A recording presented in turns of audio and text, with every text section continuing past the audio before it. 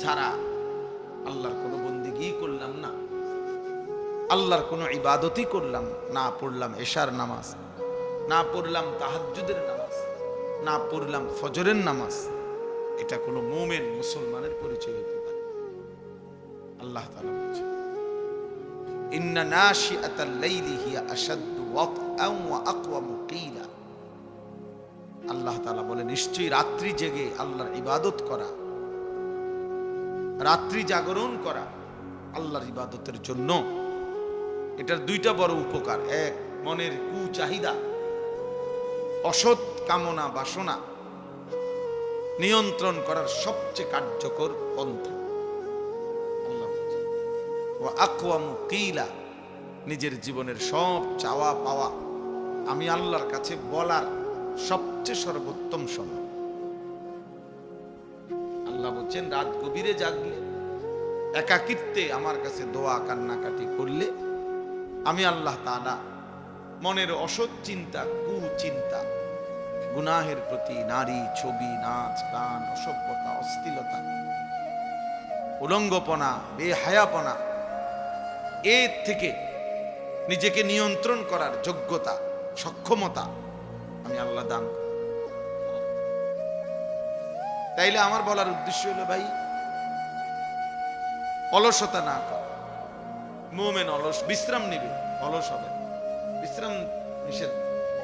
বিশ্রাম মানে অলসতা। বিশ্রাম মানে হলে আমি আমার কাজের ফাঁকে 1 ঘন্টা 2 ঘন্টা আমি একটু কি করে নিলাম, রেস্ট নিলাম, এজন্য যে আমার পরবর্তী কাজের উদ্যমতার জন্য। কিন্তু কিরে নামাজ না ভাল লাগে না, যাইতাম না, যাইতি না, কেরুম জানি লাগে, ভাল লাগে, কেরুম লাগে কইতারি না, অপদার্থ তুই কইতারো না। এটা বুঝে একটা কথা হইল, এটা বুঝে একটা জিন্দিগি হইল। এই জন্য কিছু ছেলে পেলে দেখবেন এমন অপদার্থ যে কোনো জীবনের আগা নাই, মাথা, কি করে, খায় কি, ঘুমায় কি, কোনানে পেশাব করে, কোনানে হাঁটে, চুলের দশা কি, জামার দশা কি, করেটা কি, হ্যাঁ, পাগলের কোনো পূব নাই, পশ্চিম নাই, কিচ্ছু নেই। জিন্দিগির কোনো লক্ষ্য উদ্দেশ্য না, গন্তব্য চেনে না, মনসিল চেনে না, জীবনের কোনো টার্গেট আছে, কোথায় গিয়ে থামবে, কোথায় গিয়ে থামবে জানেও না। হাজারো মা বাপ এই শিক্ষিত হওয়ার নামে, যারা জেনারেল শিক্ষিত, তারা মনে করে অনেক কিছু শিখে। সবচেয়ে বড় দুর্ভাগ্য যে তাদের অধিকাংশই তাদের মঞ্জিল চেনে না, গন্তব্য চেনে। সে কোথায় গিয়ে থামবে আসলে এইটাই জানে। এই মনে করছে বুড়া গালে বালা খাইব, এই জন্য আমি এত কষ্ট করে পড়ে বুড়া গালে, এর মাথাতে এটাই। বয়সকালে একটু আরাম করি, কি এর আরাম? দুনিয়ার সমস্ত ডায়াবেটিস রোগী, ডায়াবেটিক হসপিটালে গেলে দেখা যায় সব বয়স্ক লোক লাইন ধরে বইয়া রয়েছে। তাহলে ব্যারামের জ্বালায়, রোগের কারণে আর কিচ্ছুই দুনিয়া ভোগ করতে পারে না।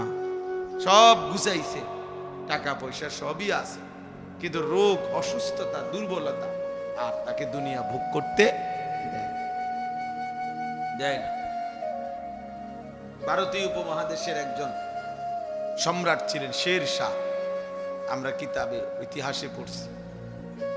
উনি বলছিলেন ওনার বয়স যখন 63 পার হয়েছে, তখন তিনি ভারতীয় উপমহাদেশে বড় বাদশাহ হয়েছে। কিন্তু এর জন্য উনাকে 45 বছরের চাইতে বেশি লাগাতার যুদ্ধ বিগ্রহ করতে হয়েছে। বহু যুদ্ধ বিগ্রহ করে এরপরে তিনি একদিন 63 বছর পরে, 60-63 বছর পরে ভারতীয় উপমহাদেশে বাদশাহ হয়েছে, বড় ক্ষমতাধর হয়েছে। তো একদিন তিনি বাদশাহীর মসনদে বসে আফসোস করে বলতেছিলেন যে, হায়, আমার রাজত্বের সূর্য যখন চমকাইছে, আমার হায়াতের সূর্য তখন ডুবতে শুরু করছে। মানে আমার বাদশাহী তো আসছে ঠিক আছে, রাজত্ব তো আসছে ঠিক আছে, কিন্তু আমার জিন্দিগির সূর্য তো কি ডুবার টাইম হয়ে গেছে, ডুবার টাইম। আমি এতক্ষণ আলুর ভর্তা ডাল দিয়ে খাইয়া শেষ করে নিলাম, এখন হাত দুবার মুড়তে আমনে আমার লেগে এতটি তরকারি আনলে কি লাভ, আমি খামু কেমন? আমার তো চাহিদা শেষ। কথার কথা এমন হয় না? এই জন্য ভাইয়া অলসতা না, নেক কাজে গরিমসি করা, এটাকেই অলসতা। আল কাসাল, আরবি একটা বই আছে, আল হারবু আলাল কাসাল, অলসতার বিরুদ্ধে যুদ্ধ। নবী সাল্লাল্লাহু আলাইহি ওয়াসাল্লাম 5 ওয়াক্ত নামাজের পর আপনার এটা থেকে পানাহ চাই যে আল্লাহ আমি অলসতার থেকে মুক্ত। যার মঞ্জিল জানা আছে সে অলস হয় না। আমার আখিরাত অনেক লম্বা, আমার অনেক নেকি দরকার, আমার অনেক দরকার। আমার কবরের সফর বড় লম্বা সফর। এই যত মানুষ আলহামদুলিল্লাহ নেককার লোক, আমার শায়েখ আল্লামা মুফতি মুশতাকুর নবী কাসিম দিন রাত দেখি দৌড়ায়, মেহনত করে, এই চলার পথেই অল্প স্বল্প বিশ্রাম করে, কিন্তু সারা দিন এভাবে মনে হয় আজকে মনে করেন 20 বছর ধরে দেখতেছি, কিন্তু কোন সময় এত মাহফিল, এত বয়ান, এত নসিহত, এত মসজিদের পেরেশানি না হইলেও 30টা মাদ্রাসা কম পক্ষে হুজুরে এক হাতে চালায়। একার যদি কম হয় তাইলে এই সারা দেশ জুড়ে এখন এই মুহূর্তে দক্ষিণ কোরিয়া আছে। হুজুর এখন দক্ষিণ কোরিয়া বয়ান করতে গেছে, 2 তারিখ গেছে, খবর পাঠাইছে যে আইসাই জাপান যাবে, হজে যাবে, হজের থেকে আইসা জাপান যাবে। তো আমি এই 20 বছরে কোনোদিন দেখি নাই যে আপনার কোন সময় বলছে মাওলানা আর ভাল লাগে না, আর কত ওয়াজ করব, আর কত জিরানো দরকার, এটা বলেই না কখন। কারণ আখিরাত যার চোখের সামনে, যে মঞ্জিল চিনে, গন্তব্য চিনে, তার হাতে সময় খুব কম। আর যার কোনো জীবনের লক্ষ্য উদ্দেশ্য নেই, আমাদের বহু ছেলে পেলে দেখবেন এই মোবাইল টিপতে টিপতে এক সময় শরীর লম্বা হয়ে যায়, মানে পাও টানা দিয়া লাগে, আর ভাল লাগে না। এবারে একেবারে না ফাইতে, মানে আর বেহুদা, মানে আর দেখতেও মন চায় না, আর সাউনেরও কিছু নাই, এরপরও এটারে মানে হে কি করবে, তার তো আর কোনো কাজ নাই, তার তো জীবনের কোনো মঞ্জিল না। মা তাকে কিছু শিখাইছে, না বাপ তাকে কিছু শিখাইছে, না তার শিক্ষা প্রতিষ্ঠান তাকে কোনো গন্তব্য চিনাইছে। তারে কিছু ভাতের স্বপ্ন দেখাইছে, তারে একটা চাকরির স্বপ্ন দেখাইছে, তারে দুনিয়াবি একটা স্ট্যাটাসের স্বপ্ন দেখাইছে।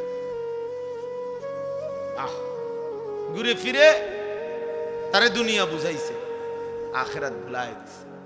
ইয়ালামুনা যাহিরাম মিনাল হায়াতিদ দুনিয়া ওয়া হুম আনিল আখিরাতি হুম গাফিলুন। আল্লাহ তাআলা বলে, বান্দা শুধু কেবল বাহ্যিক এই দুনিয়ার জীবনের জ্ঞান, ইলম জ্ঞান অর্জন করলে অথচ আখিরাত থেকে একদম গাফিল হয়ে গেল। এমন সুন্দর ছেলে, বাংলা কথা কি সুন্দর শুদ্ধ বলে, ইংরেজি কথাও বলে, ইংরেজি বাক্য বুঝে, ইংরেজি কি সুন্দর বই পড়ে, ইংলিশ পড়তেছে, সব বুঝতেছে, কিন্তু নাফরমান আল্লাহ না, একটা লাইন শুদ্ধ পড়তে পারে না। হায় হায়, তারে এইভাবে কোরআন ভুলাই দিল। কে তারে বলে দিল যে মুসলমানের বাচ্চা তুই কোরআন পড়তে হবে না, তোকে মুসলমান হিসেবে পৃথিবীতে মাথা উঁচু করে দাঁড়াইতে ইংরেজি বলতে হবে?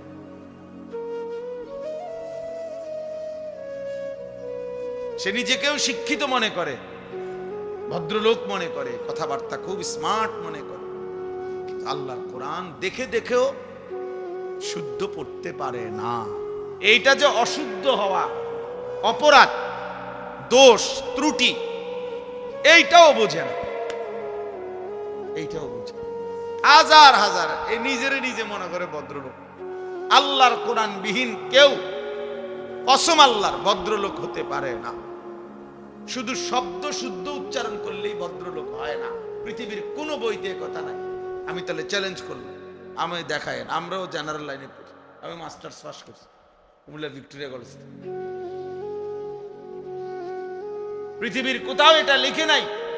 শুধু শব্দ বাক্য কথা শুধু শুদ্ধ বলতে পারলে, কেমন আছেন, ভালো আছেন, নাস্তা খেয়েছেন, একটা চা খাবেন, হ্যাঁ, এভাবে কিছু শুদ্ধ দেখছো কেমন ভালো ছেলে, কি শুদ্ধ কথা বলে।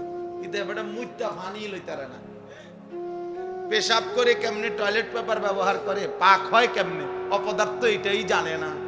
হে কিসের ভদ্রলোক, এ তো অপবিত্র লোক।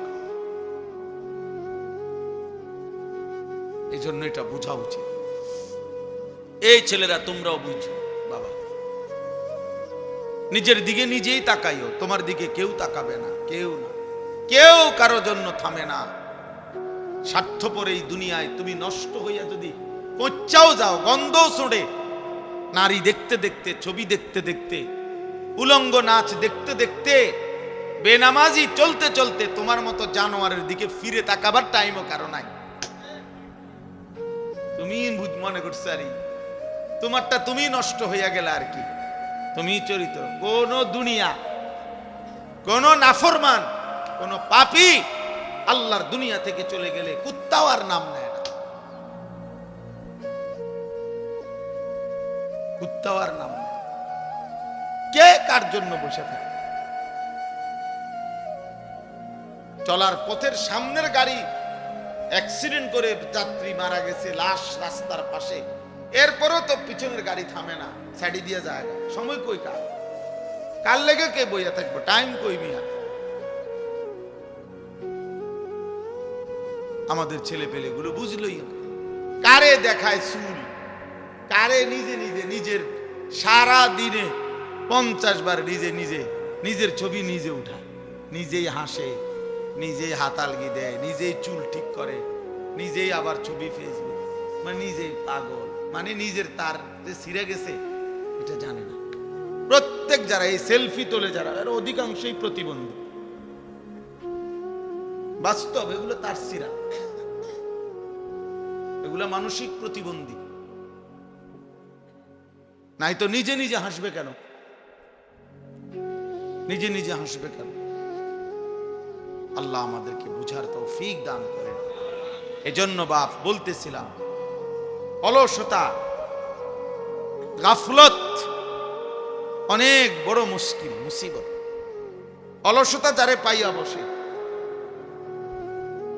তার জীবন শেষ। মুমিন অলস হবে না, কারণ আমার মঞ্জিল অনেক দূর, আমারে অনেক দূর যাইতে হবে। আমি থেমে গেলে হবে কেন, আমি থামলে হবে কেন? এত লম্বা কবর নয়তো আমি পাড়ি দেব কেন? এত বিস্তীর্ণ হাসরের মাঠ আমি পাড়ি দেব কিভাবে? আমার ফুলসেরাত আমি কেমনে পার হব? এত লম্বা পথ যার সামনে, সে এত দ্রুত থেমে গেলে হবে না।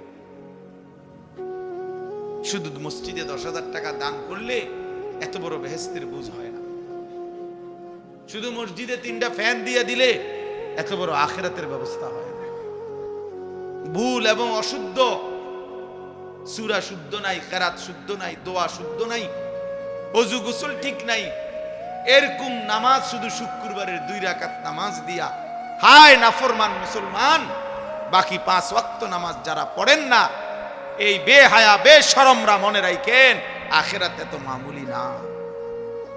আপনি যেটা মনে করছেন, আপনার ইবলিসে শয়তানে আপনারে বলছে, শয়তানে যে শুধু শুক্রবারে নামাজ পড়লেই চলে, এটা যারে বুঝাইছে তারে শয়তানে বুঝাইছে, কোন মুমিন বুঝায় নাই। কোন আলেমে দ্বীন কোনদিন বলে নাই, কোনদিন বলে নাই যে একজন মুমিনের জন্য শুধুই জুমার নামাজ পড়া জরুরি। পৃথিবীর কোথাও নাই এ কথা, আল্লাহর কোরআনেও নাই, রাসূলের সুন্নাতেও নাই, কোন আলেমে দ্বীনের জবানেও নাই।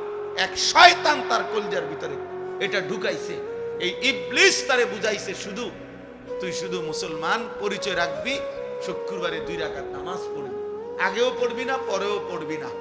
আহ, হে নিজেরে খুব চালাক মনে, খুব চালাক। ভাত দুগা ঠিক মতো খায়, গোস্ত দিয়া ভাত খায়, আর দুনিয়া একটু চলতেছে এই কয়দিনের, এতেই খুব চালাক। না ভাইয়া চালাক না, আখিরাত, আখিরাত যার সামনে সে চালাক। আল কাইয়িসু মান দানা নাফসাহু, নবী সাল্লাল্লাহু আলাইহি ওয়াসাল্লাম বলেন, বুদ্ধিমান সে যে তার নিজের হিসাব করে, ও আমিলা লিমা বাদাল মাউত, এবং মৃত্যু পরবর্তীর জন্য আমল করে, আমল করে। এজন্য চালাক বলে কাকে? ইমানদারকে। চালাক বলে বন্দিগিওয়ালাকে। চালাক বলে আখিরাত চিনে যে। নবীজিকে জিজ্ঞেস করছে, মান আকিয়াসুন নাস, হে আল্লাহর রাসূল সর্বাধিক বুদ্ধিমান কে? নবী সাল্লাল্লাহু আলাইহি ওয়াসাল্লাম বলেন, আকসারুহুম যিকরান লিল মাউত, যে বেশি বেশি মৃত্যুকে স্মরণ করে, ওয়া আকসারুহুম ইস্তিদাদান লিল মাউত, যে বেশি বেশি মৃত্যুর জন্য প্রস্তুতি গ্রহণ করে। এজন্য বন্ধু আমার, ছেলেরা, কোনো নাফরমান চালাক হয় না। তার জন্য তো পৃথক শব্দই আছে। এরে চালাক বলবে কেন?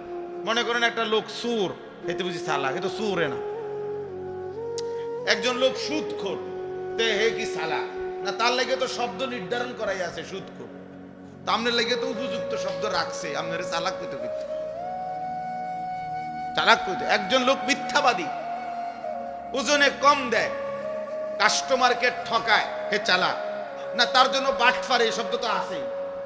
যদি এমন হইতো যে শব্দ নাই আপাতত, এটা দিয়ে আমরা চালাই, আমরা লেগে তো উপযুক্ত শব্দ রাখছে। সুদখোর, ঘুষখোর, হারামখোর, জিনাখোর, ব্যভিচারী, মদখোর, নেশাখোর, গাঁজাখোর, কুট্টাখোর, বাবাখোর, ডাইলখোর, ইয়াবাখোর, হারামখোর, ব্যভিচারী, বেপর্দা নারী, বেহায়া নারী, তো সুন্দর সুন্দর শব্দ তো আছে। আপনি ওই থেকে না নিবেন। চালাক হবেন কেন? চালাক ইমানদারকে বলে। উলুল আলবাব, কোরআনে আল্লাহ বলছে উলুল আলবাব অর্থ চালাক, বুদ্ধিমান। আর আল্লাহ বলছে তিনটি গুণ যার মধ্যে আছে সে বুদ্ধিমান।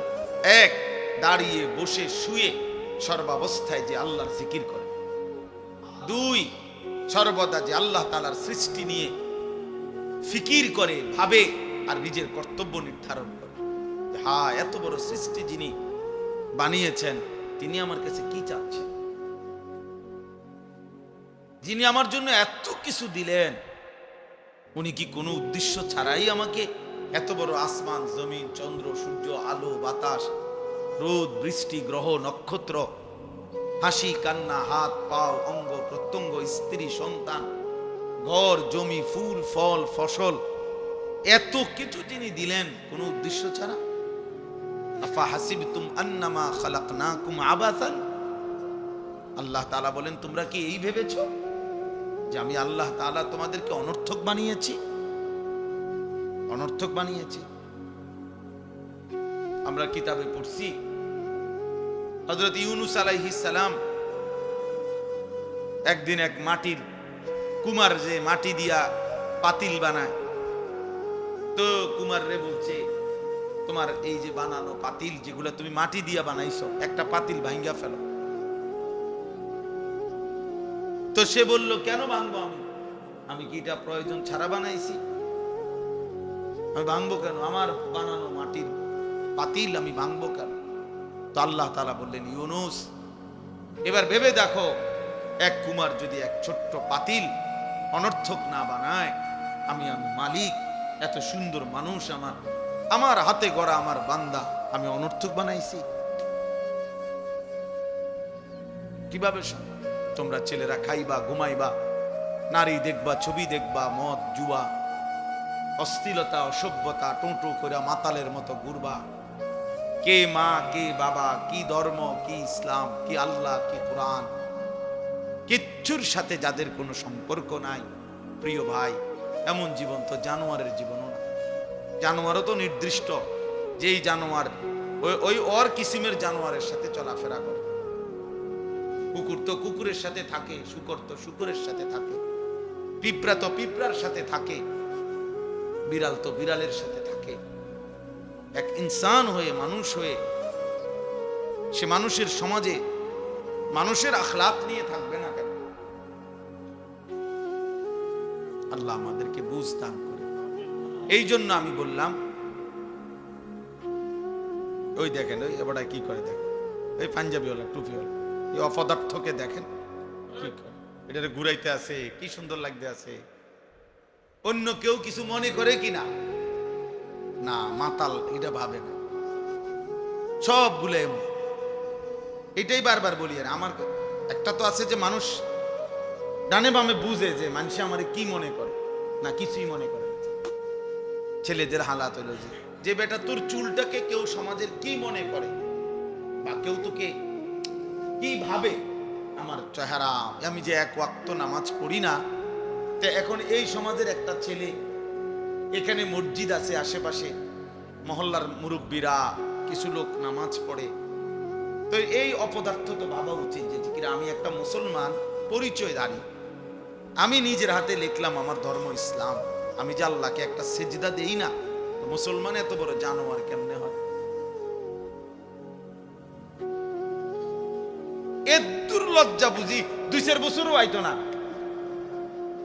6 মাসে 9 মাসেও কি লজ্জা আসবে না? ছি ছি ছি ছি, কি পরিমাণ মানে বিবেকহীন, কি পরিমাণ শাহওয়াত, গুনাহ, নফসের তাবেদারি, শয়তানের অনুসরণ মানুষকে এমন বানায় দেয় যে আল্লাহ রাসূল বলছে মাঝে মাঝে মানুষের দিল কিছু হয় এমন কিছু মানুষের, কালকুজে মিরবাদান, অর্থ হইল উল্টানো কলসি, উল্টানো পাতিল, উল্টানো জগের মতো।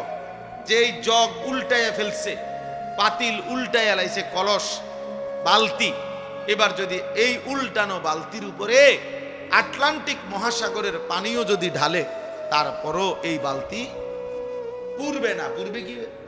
কেমনে পুরবে? এটা কেন পুরবে না? আল্লাহ রাসূল বলছে গুনাহ এবং নাফরমানি কিছু মানুষের দিল এমন এমন বানায় ফেলে যে সেই দিল একদম উল্টায়া যায়। আর কোনোদিন, প্রিয় ছেলেরা আমার মনে রাখো বাপ, এত পরিমাণ গুনাহ করো না যেই গুনাহের কারণে একদিন আল্লাহর রহমের নজর থেকে আল্লাহ দূরে সরাইয়া দিল উল্টায়া দেয়। তখন আল্লাহর নবী বলেন লা ইয়ারিফু মারুফান ওয়ালা ইউনকিরু মুনকারান, ওই নাফরমান আর কোনো ভালোকে ভালো মনে করে না, কোনো গুনাহকে আর ছাড়তে চায় না, সে গুনাহকে গুনাহই মনে করে। এটাই অলসতা। কোরআনুল কারীমের মধ্যে আছে ফাইদা ফারাগতা ফাং, এই ছেলে এটা বন্ধ করো, মোবাইল বন্ধ করো বেটা, একদম সাবধান, একজনও হাতে মোবাইল ধরবেন না, মোবাইল নামান, আরে চলে যা, সাফ কথা, এমনি শুনেন, যার ধৈর্য কুলায় এমনি শুনেন, আর নাই তো গিয়ে ঘুমান। স্ট্যান্ড ছাড়া এমনি হাতে মোবাইল ধরে রাখলে মনোযোগ বসে না, সাথের ওরা তাকায় থাকে, এরপরে সে নিজে এটার লই একবার আগুয়ায় ফিচ্ছায় লারে সদবদ করে খামখেয়ালি, এই মস্কারি করার জন্য এখানে বসছে। এটার মধ্যে উঠলে কি মনে করেন? এটার মধ্যে 1 লক্ষ ওয়াজ উঠছে, তো কবর রাজাব মাপ কি হলো? মোবাইলের মধ্যে 10,000 ওয়াজ থাকলে কি? যে একবার বাংলাদেশের 100 বড় বড় বক্তার সাথে আমার একটা ছবি আছে, তো ফেরেশতা বলু মাশাআল্লাহ, আপনার মতো নেককার এত বড় জনায়েত বাগদা কি আর হয়? আসেন আপনাকে টাঙ্গাইয়া ফিরি। এই জন্য এ খামখেয়ালি, মনের চাহিদার অনুসরণ, যা মন চায় তাই করে। আল্লাহর ঘর মসজিদে ভাইয়া অল্প একটু সময়, সামান্য একটু কথা হবে, এই আমগো জিন্দিগির টাইমটা হিসাব করা, খুব হিসাব করে চললেও ফুলাইতারে। সারা দিন সেই ফজর থেকে নিয়ে সারা দিন ব্যস্ত ছিলাম, আসছি ঢাকা থেকে, হেফাজতের বড় মহাসমাবেশ ছিল আজকে, এরপরেও সবাই মিলে আমরা মনোযোগী দিলে ইনশাআল্লাহ অল্প একটু কথা। তো কোরআনুল কারীমের মধ্যে আছে আল্লাহ তাআলা বলেন, নবী সাল্লাল্লাহু আলাইহি ওয়াসাল্লামকে বলছেন ফাইদা ফারাগতা ফানসাব, আপনি যখন সারা দিন দ্বীনের যাবতীয় কাজ, দাওয়াত, তালিম, তাজকিয়া, জিহাদ, ইমামত, তেলাওয়াত, জিকির ইত্যাদি যাবতীয় দ্বীনি কাজ যখন শেষ করবেন, রাত্রি আসার পরে তো আল্লাহ তাআলা বলছেন ফাংস, ও ভাই ওইদিকে বসো, ভিতরে বসো, দরজা আটকায়ও না। ফাংসব, আবার পুনরায় আপনি রাত্রিতে পরিশ্রম। এই আয়াতের অর্থ সারাদিনে আপনি অবসর হবেন এশার সময়, তো পুনরায় আবার পরিশ্রম করুন। ফাংসব অর্থ এটা। তো এখন আবার কি পরিশ্রম করবে রাত্রে? এখন আবার তাহাজ্জুদ নামাজে দাঁড়াবেন, জিকির করবেন, তেলাওয়াত করবেন, দোয়া করবেন, কান্নাকাটি করবেন, একাকিত্বে নিভৃতে আল্লাহর কাছে বন্দিগি করবেন। ওমিনাল লাইলি ফাতাহাজ্জাদ বিহি নাফিলাতাল লাক। আল্লাহ নবীজি কি বলছে? আপনি রাত্রিবেলা বিশেষভাবে তাহাজ্জুদ পড়ুন। আসা আইয়া বা আসা কামা রব্বুকা মাকামাম মাহমুদা। আমি আল্লাহ তাআলা এই তাহাজ্জুদ নামাজ, রাত্রি গভীরের ইবাদত, একাকিত্বের এই মেহনত, এর বরকতে আমি আপনাকে আখিরাতে সর্বশ্রেষ্ঠ মর্যাদা করে স্থান মাকামে মাহমুদ দান করব। তাইলে আমাদের নবী সাল্লাল্লাহু আলাইহি ওয়াসাল্লামকেই যেখানে আল্লাহ তাআলা অবসর দেন নাই, তা আমাদের আবার অবসর কিসে? অবসর কিসে? যেখানে সারাদিন মেহনত করার পরে এই কথা বলেন নাই যে এবার আপনি একটা লম্বা ঘুম দেন, না, বরং আবার ফাংশন, পরিশ্রম করে আবার ইবাদতে শুরু করে, আবার লেগে যান আল্লাহর বন্দেগীতে। কুমিল লাইলা ইল্লা কালিলা। আল্লাহ বলছে বন্ধু কিছু সময় বাদ দিয়ে রাত্রি জাগেন। হ্যাঁ, সারা রাত না, কিছু সময় বিশ্রামের জন্য রাখেন। নিসফাহু, হয়তো রাতের অর্ধেক, আবিন কুসমিনহু, অথবা অর্ধেকের চাইতেও কম, আউজিদ আলাইহি, অথবা অর্ধেকের চাইতে বেশি। অর্থাৎ তবে এটা মনে রাখবেন, কোনোভাবেই এক মুমিন সারা রাত ঘুমাইতে পারে, সেই সন্ধ্যা হলো তো এরপরে আমি ফজর পর্যন্ত ঘুম ছাড়া আল্লাহর কোনো বন্দেগী করলাম না, আল্লাহর কোনো ইবাদতই করলাম না, পড়লাম এশার নামাজ, না পড়লাম তাহাজ্জুদের নামাজ, না পড়লাম ফজরের নামাজ, এটা কোনো মুমিন মুসলমানের পরিচয় হইতে পারে। আল্লাহ তাআলা বলছে ইন্না নাশিআতাল লাইলি হিয়া আশাদ্দু ওয়াতআন ওয়া আকওয়ামু কিলা। আল্লাহ তাআলা বলে নিশ্চয়ই রাত্রি জেগে আল্লাহর ইবাদত করা, রাত্রি জাগরণ করা আল্লাহর ইবাদতের জন্য, এটার দুইটা বড় উপকার। এক, মনের কুচাহিদা, অসৎ কামনা বাসনা নিয়ন্ত্রণ করার সবচেয়ে কার্যকর পন্থা।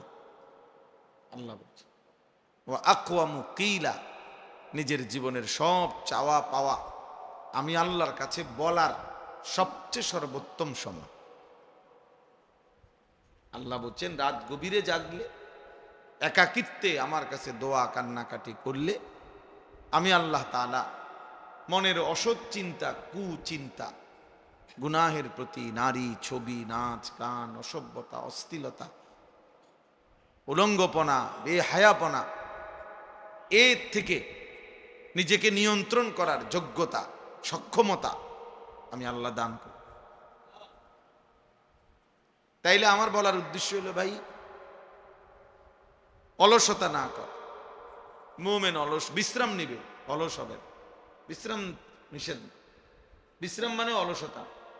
বিশ্রাম মানে হলে আমি আমার কাজের ফাঁকে 1 ঘন্টা 2 ঘন্টা আমি একটু কি করে নিলাম, রেস্ট নিলাম, এজন্য যে আমার পরবর্তী কাজের উদ্যমতার জন্য।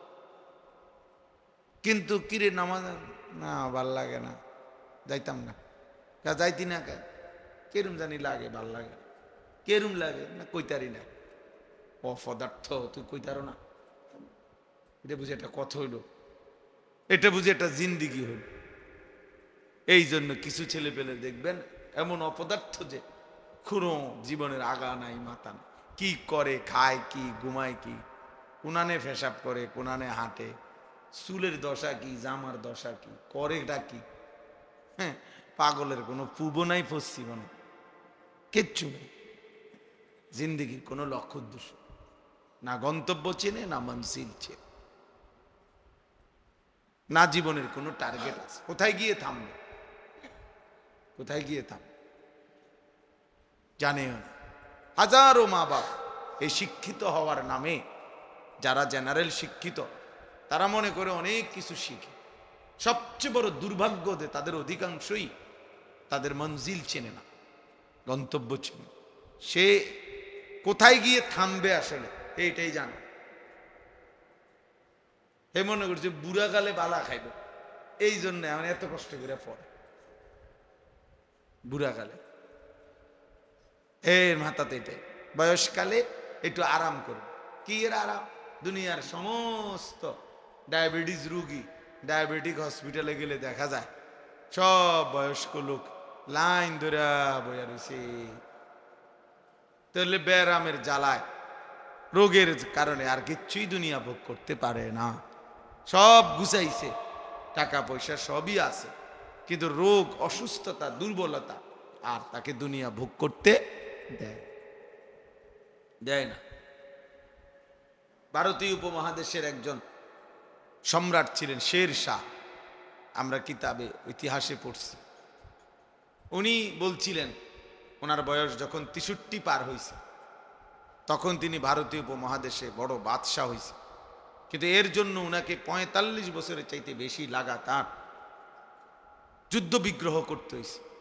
বহু যুদ্ধ বিগ্রহ করে এরপরে তিনি একদিন 63 বছর পরে, 60-63 বছর পরে ভারতীয় উপমহাদেশে বাদশাহ হয়েছে, বড় ক্ষমতাধর হয়েছে। তো একদিন তিনি বাদশাহীর মসনদে বসে আফসুস করে বলতেছিলেন যে হায়, আমার রাজত্বের সূর্য যখন চমকাইছে, আমার হায়াতের সূর্য তখন ডুবতে শুরু করছে। মানে আমার বাদশাহী তো আসছে ঠিক আছে, রাজত্ব তো আসছে ঠিক আছে, কিন্তু আমার জিন্দিগির সূর্য তো কি ডুবার টাইম হয়ে গেছে, ডুবার টাইম। আমি এতক্ষণ আলুর ভর্তা ডাল দিয়ে খাইয়া শেষ করে নিলাম, এখন হাত ধুবার মুহূর্তে আমনে আমার লেগে এতটি তরকারি আনলে কি লাভ? আমি খামু কেমন? আমার তো চাহিদা শেষ। কথার কথা এমন হয় না? এই জন্য ভাইয়া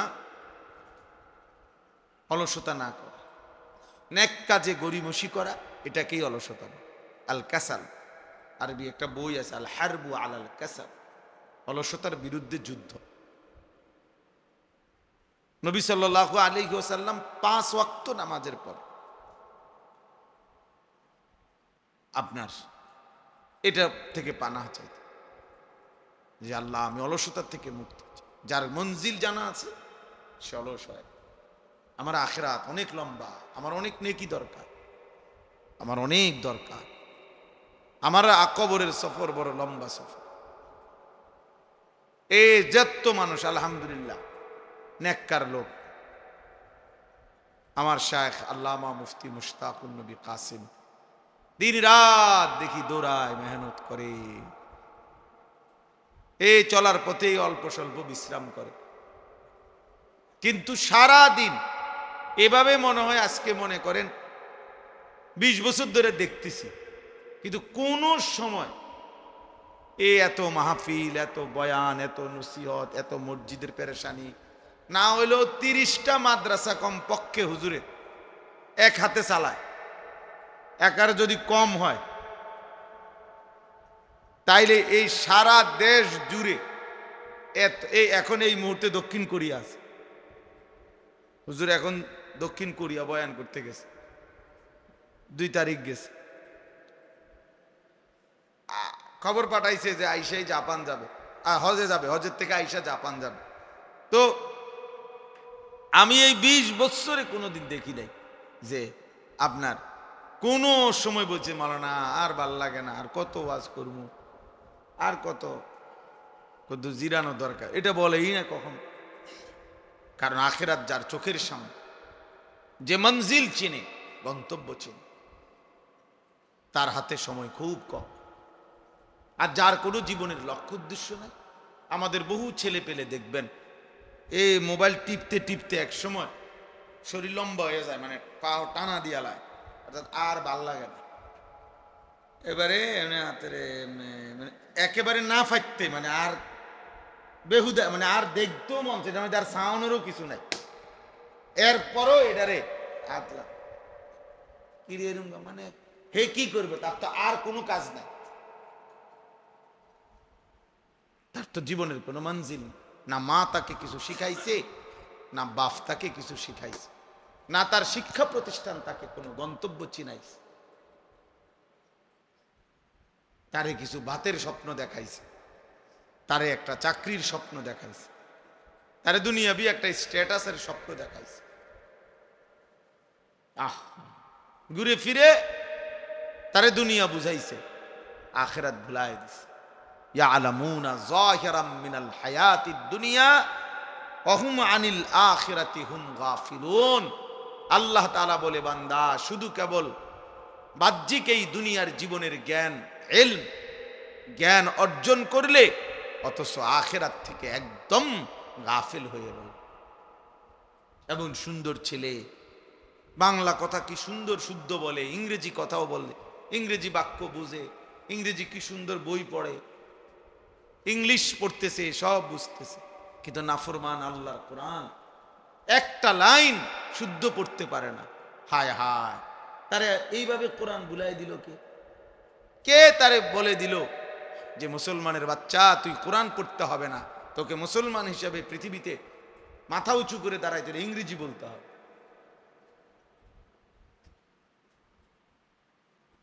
সে নিজেকেও শিক্ষিত মনে করে, ভদ্রলোক মনে করে, কথাবার্তা খুব স্মার্ট মনে করে, কিন্তু আল্লাহর কোরআন দেখে দেখেও শুদ্ধ পড়তে পারে না। এইটা যে অশুদ্ধ হওয়া, অপরাধ, দোষ, ত্রুটি, এইটাও বোঝে না, এইটাও বোঝে। হাজার হাজার এই নিজেরে নিজে মনে করে ভদ্রলোক। আল্লাহর কোরআন বিহীন কেউ কসম আল্লাহর ভদ্রলোক হতে পারে না। শুধু শব্দ শুদ্ধ উচ্চারণ করলেই ভদ্রলোক হয় না, পৃথিবীর কোনো বইতে কথা নাই। আমি তাহলে চ্যালেঞ্জ করলাম, আমি দেখায়েন, আমরাও জেনারেল লাইনে পড়ি, আমি মাস্টার্স পাস করছি কুমিল্লা ভিক্টোরিয়া কলেজ। পৃথিবীর কোথাও এটা লিখে নাই শুধু শব্দ বাক্য কথা শুধু শুদ্ধ বলতে পারলে, কেমন আছেন, ভালো আছেন, নাস্তা খেয়েছেন, একটা চা খাবেন, হ্যাঁ, এভাবে কিছু শুদ্ধ দেখছো, কেমন ভালো ছেলে, কি শুদ্ধ কথা বলে, কিন্তু এবারে মুইতা ফানি লইতারে না। পেশাব করে কেমনে, টয়লেট পেপার ব্যবহার করে, পাক হয় কেমনে, অপদার্থ এটাই জানে না। হে কিসের ভদ্রলোক? এ তো অপবিত্র লোক। এই জন্য এটা বোঝা উচিত। এই ছেলেরা তোমরাও বুঝো, বাবা নিজের দিকে নিজেই তাকাইও, তোমার দিকে কেউ তাকাবে না, কেউ না, কেউ কারো জন্য থামে না। স্বার্থপর এই দুনিয়ায় তুমি নষ্ট হইয়া যদি পচাও যাও, গন্ধ ছড়ে, নারী দেখতে দেখতে, ছবি দেখতে দেখতে, উলঙ্গ নাচ দেখতে দেখতে, বেনামাজি চলতে চলতে, তোমার মতো জানোয়ারের দিকে ফিরে তাকাবার টাইমও কারো নাই। তুমি মনে করছো আরে তোমারটা তুমি নষ্ট হইয়া গেলে আর কি, তুমি চরিত্র। কোন দুনিয়া, কোন নাফরমান, কোন পাপী আল্লাহর দুনিয়া থেকে চলে গেলে কুত্তাও আর নাম নেয় না, কুত্তাও আর নাম নেয় না। কে কার জন্য বসে থাকে? চলার পথের সামনের গাড়ি অ্যাক্সিডেন্ট করে যাত্রী মারা গেছে, লাশ রাস্তার পাশে, এরপরও তো পিছনের গাড়ি থামে না, সাইডে দিয়ে জায়গা। সময় কই কার? কার লেগে কে বইয়া থাকবো? টাইম কই মিয়া? আমাদের ছেলে পেলেগুলো বুঝলই না। কারে দেখায় চুল, কারে নিজে নিজে নিজের সারা দিনে 50 বার নিজে নিজে নিজের ছবি নিজে উঠায়, নিজেই হাসে, নিজেই হাতালগি দেয়, নিজেই চুল ঠিক করে, নিজেই আবার ছবি ফেসবুক, মানে নিজেই পাগল, মানে নিজের তার যে ছিঁড়ে গেছে এটা জানে না। প্রত্যেক যারা এই সেলফি তোলে যারা, এর অধিকাংশই প্রতিবন্ধী। বাস্তব, এগুলো তার ছিঁড়া, এগুলা মানসিক প্রতিবন্ধী। নাই তো নিজে নিজে হাসবে কেন? নিজে নিজে হাসবে কেন? আল্লাহ আমাদেরকে বুঝার তৌফিক দান করেন। এজন্য বাপ বলতেছিলাম, অলসতা, গাফলত অনেক বড় মুশকিল, মুসিবত। অলসতা যারে পাইয়া বসে তার জীবন শেষ। মুমিন অলস হবে না, কারণ আমার মঞ্জিল অনেক দূর, আমারে অনেক দূর যাইতে হবে। আমি থেমে গেলে হবে কেমন? আমি থামলে হবে কেমন? এত লম্বা কবর নয়তো আমি পাড়ি দেব কেমন? এত বিস্তীর্ণ হাসরের মাঠ আমি পাড়ি দেব কিভাবে? আমার ফুলসেরাত আমি কেমনে পার হব? এত লম্বা পথ যার সামনে, সে এত দ্রুত থেমে গেলে হবে না।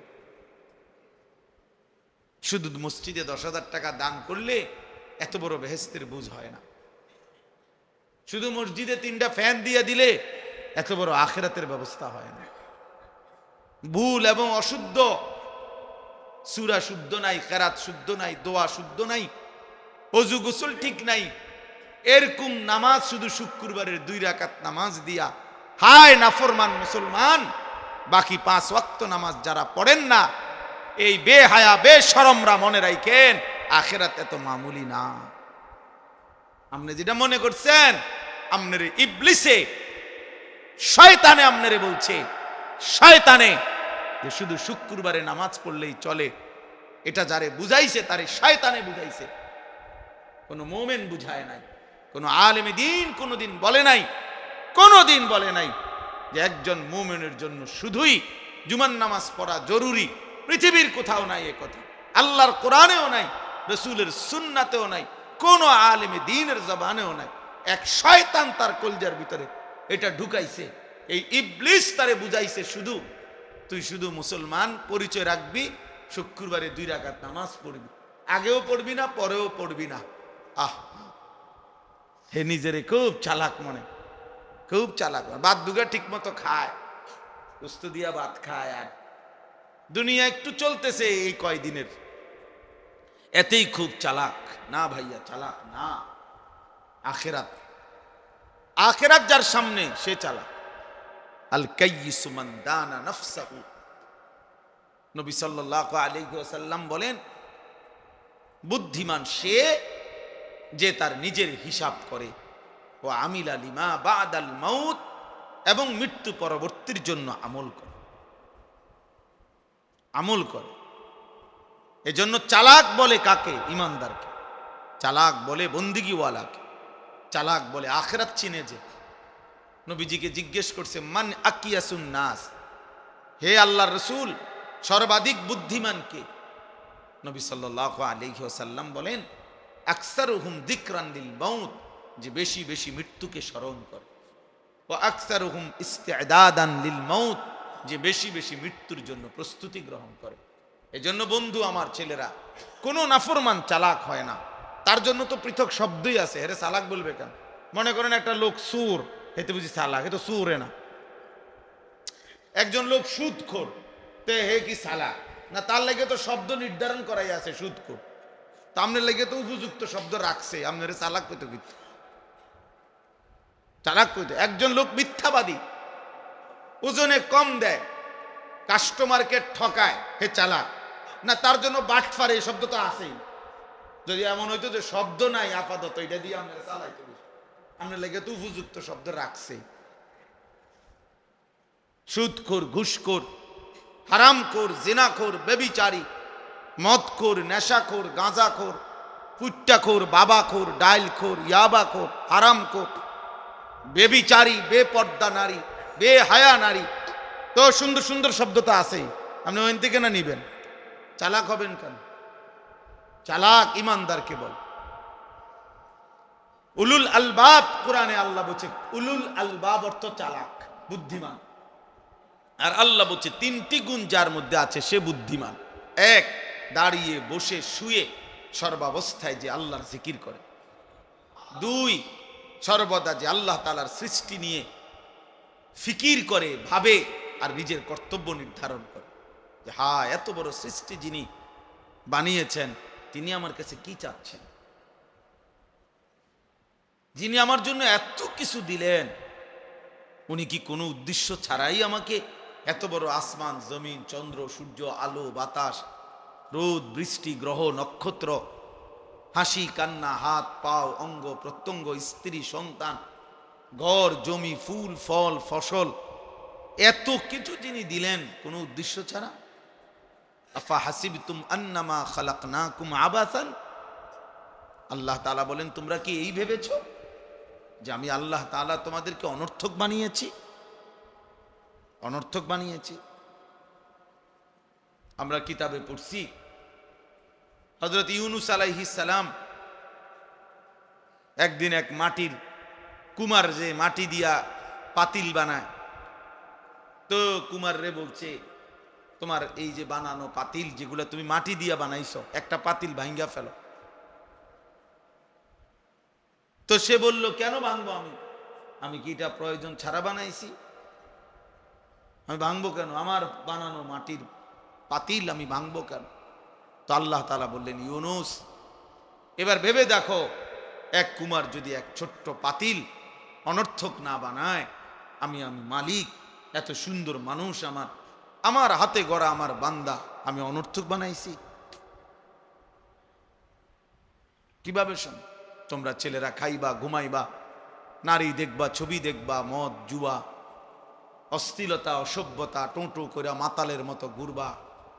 কে মা, কে বাবা, কি ধর্ম, কি ইসলাম, কি আল্লাহ, কি কোরআন, কিচ্ছুর সাথে যাদের কোনো সম্পর্ক নাই, প্রিয় ভাই, এমন জীবন তো জানোয়ারের জীবনও না।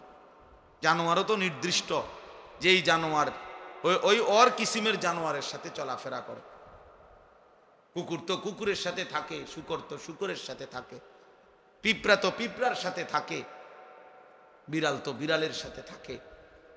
এক ইনসান হয়ে, মানুষ হয়ে, সে মানুষের সমাজে মানুষের আখলাক নিয়ে থাকবে না কেন?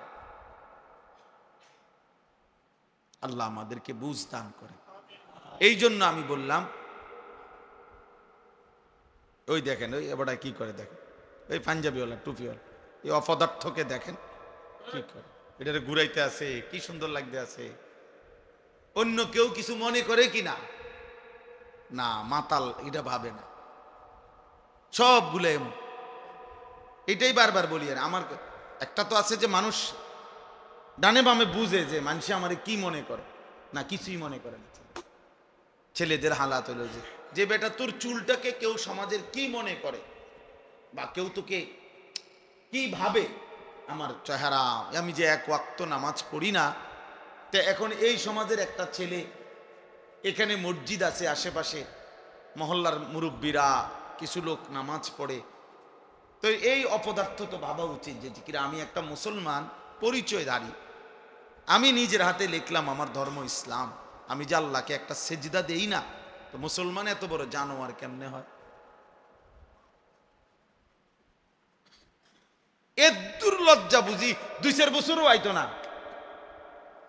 6 মাসে 9 মাসেও কি লজ্জা আসবে না? ছি ছি ছি ছি, কি পরিমাণ মানে বিবেকহীন, কি পরিমাণ শাহওয়াত, গুনাহ, নফসের তাবেদারি, শয়তানের অনুসরণ মানুষকে এমন বানায় দেয় যে আল্লাহ রসুল বলছে মাঝে মাঝে মানুষের দিল কিছু হয় এমন কিছু মানুষের, কালকুজে মিরবাদান, অর্থ হইল উল্টানো কলসি, উল্টানো পাতিল, উল্টানো জগের মতো।